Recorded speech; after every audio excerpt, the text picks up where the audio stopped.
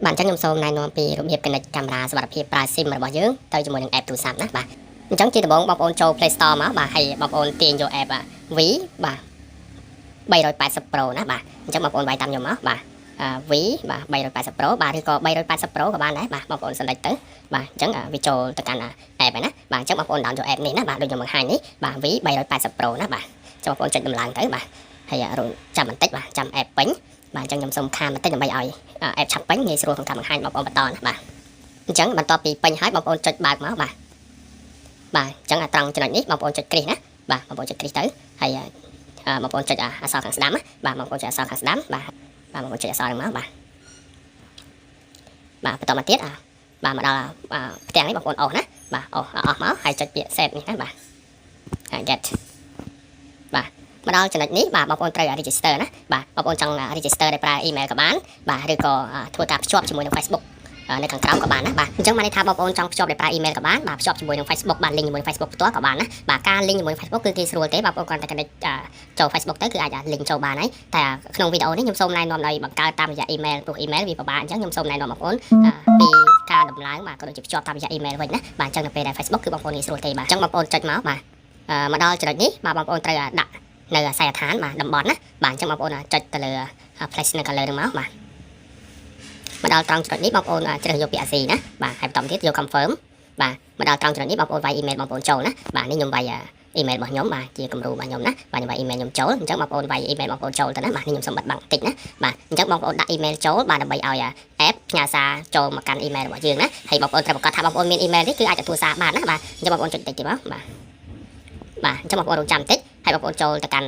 អញ្ចឹងបងប្អូនចូលទៅកាន់ email របស់បងប្អូនណាបាទអញ្ចឹងបងប្អូន select បាទឬក៏មើលទៅលើ email បងប្អូនត្រឹមត្រូវហ្នឹងគឺ email ដែលបងប្អូនបានដាក់ចូលទៅក្នុង app ហ្នឹងណាបាទអញ្ចឹងចាំតិចនេះ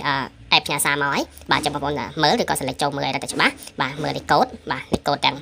ងប្រហែលខ្ទង់ហ្នឹងបាទមាន4ឬក៏6ខ្ទង់ដែល app ផ្ញើមកហ្នឹងបងប្អូនមើលហើយចូលមកបំពេញត្រង់កន្លោននេះណាបាទអញ្ចឹងបងប្អូនវាយចូលមកបាទបន្តទៀតចុចគ្រីសមកបាទបញ្ជាក់បាទបងប្អូនបញ្ជាក់បានត្រឹមត្រូវបាទបងប្អូនចុចនេះទៀតបាទមកដល់ត្រង់ចំណុចនេះបងប្អូនត្រូវបង្កើតpassword ណាបាទអញ្ចឹងបងប្អូនត្រូវបង្កើត password បាទអញ្ចឹងបងប្អូនបំពេញខាងលើមកបាទហើយចំពោះ password នេះបងប្អូនត្រូវបំពេញឲ្យបានត្រឹមត្រូវហើយរឹងមាំណាបាទបងប្អូនមានអក្សរធំបាទផ្ដើមដោយអក្សរធំទៅបាទហើយប្រមាណអក្សរទៀតមកហើយបូករួមនឹងលេខណាបាទបូករួមនឹងលេខអញ្ចឹងបងប្អូនវាយចូលមកនេះខ្ញុំគាត់តែឧទាហរណ៍ទេបាទខ្ញុំគាត់តែឧទាហរណ៍បាទបន្តមកទៀតខាងក្រោមបងប្អូនដាក់ដូចគ្នានឹងខាងលើណាបាទ password បាទដាក់ដូចគ្នាជាមួយនឹង password ខាងលើបាទអញ្ចឹងបងប្អូនវាយដូចគ្នាមកបាទចឹងរួចរាល់ហើយបាទបងប្អូនផ្ទៀងមើលហើយបងប្អូនចុចconfirm ណាបាទហើយបងប្អូនកុំភ្លេចscreenshot ទុកផងបាទកុំភ្លេចថតគឺកត់ត្រាទុកផងបាទ confirm បាទមកដល់ត្រង់ចំណុចនេះបាទបងប្អូនចុចយករក្សាទុកណាបាទតែចំពោះខ្ញុំបាទគឺខ្ញុំយកខាងក្រោមបងប្អូនចុចយកខាងលើទៅបាទខ្ញុំយកខាងក្រោមដោយសារតែខ្ញុំគាត់តែធ្វើវីដេអូតេស្តទេបាទចង់ខ្ញុំចុចឲ្យគ្រប់តន់ណាតែបងប្អូនយករក្សាទុកទៅបាទមកដល់ចំណុចនេះគឺរួចរាល់ហើយបាទបងប្អូនចុចប៉ះទៅលើផ្ទៃអេក្រង់រហូតទៅបាទអញ្ចឹងបងប្អូនអាចបង្កើត app បានហើយណាបាទបន្តមកទៀតបងប្អូនចុចសញ្ញាបូកនេះណាបាទដើម្បី add កាមេរ៉ារបស់យើងចូលបាទអញ្ចឹងបងប្អូនចុចសញ្ញាបូកមកហើយយកពាក្យ add កាមេរ៉ាណាបាទខាងលើបងប្អូនយកខាងលើមកបាទយកខាងលើបាទបងប្អូនយកពាក្យខាងលើនេះណាបាទតែសម្រាប់ខ្ញុំយកកដាលដោយសារថាខ្ញុំធ្វើជាវីដេអូតេស្តណាអញ្ចឹងបងប្អូនយកខាងលើណាបាទខ្ញុំបញ្ជាក់កន្លែងនេះណាបាទអញ្ចឹងខ្ញុំយកកដាលបាទមកដល់ចំណុចនេះបងប្អូនត្រូវប្រកាសណាថាកាមេរ៉ាបងប្អូនជាប្រភេទកាមេរ៉ា Wi-Fi ឬក៏កាមេរ៉ា 4G ណាបាទឬក៏កាមេរ៉ាប្រភេទប្រើ SIM ណាបាទអញ្ចឹងបើសិនជាកាមេរ៉ាបងប្អូនប្រភេទប្រើ SIM បងប្អូន select យកពាក្យ 4G នេះណាបាទ select យកខាងក្រោមបាទបងប្អូនអញ្ចឹង select អញ្ចឹងមកដល់ចំណុចនេះបាទបងប្អូនចុចទៅលើរូប scan នេះណាបាទហើយបន្តមកទៀតបងប្អូន scan ទៅលើ QR ដែលមាននៅចំហៀងឧបករណ៍របស់យើងនៅចំហៀងកាមេរ៉ារបស់យើងបាទអញ្ចឹងបងប្អូនយកទៅ scan ទៅបាទជាមួយនឹងឧបករណ៍បាទជាមួយនឹង QR ណាដែលជាប់ឧបករណ៍នេះបាទអញ្ចឹង scan រួចរាល់បាទបន្តមកទៀតបងប្អូនចុចទៅលើពាក្យ confirm នេះណាបាទបងប្អូនចុចលើពាក្យ confirm មកបាទជោគជ័យហើយអញ្ចឹងមកដល់ចំណុចនេះបងប្អូនបំពេញឈ្មោះណាបាទបងប្អូនបំពេញឈ្មោះសម្គាល់ទៅលើកាមេរ៉ារបស់យើងណាបាទអញ្ចឹងឧទាហរណ៍ថាកាមេរ៉ានេះដាក់នៅចំហៀងផ្ទះមុខផ្ទះចំការឬក៏ទីតាំងណាមួយអញ្ចឹងបាទអញ្ចឹងបងប្អូនបំពេញមកបាទចំណាំមកថាកាមេរ៉ានេះគឺនៅកន្លែងណាអញ្ចឹងបងប្អូនណាបាទសម្រាប់ខ្ញុំបាទគឺខ្ញុំដាក់ន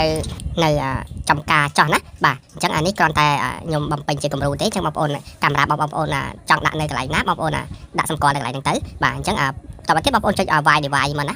បាទចុចលើ Y device បាទនេះរួចរាល់ហើយអញ្ចឹងបងប្អូនចុចប៉ះទៅលើផ្ទៃអេក្រង់ទៅបាទប៉ះទៀតទៅបាទចុច skip ក៏បានដែរបាទចុច skip ខាងលើណាបាទតទៅទៀតចុចទៀតបាទកន្លែងបងប្អូនចុច connect មកបាទបងប្អូនចុចទៀត បាទចុចទៅលើអក្សរ QQ នេះបាទរួចរាល់ហើយបាទអញ្ចឹងបងប្អូនចុចខ្វែងចោលទៅបាទអញ្ចឹងខ្ញុំសូមធ្វើវីដេអូតែប៉ុណ្្នឹងបាទកុំឲ្យនីតិវាវែងពេកណា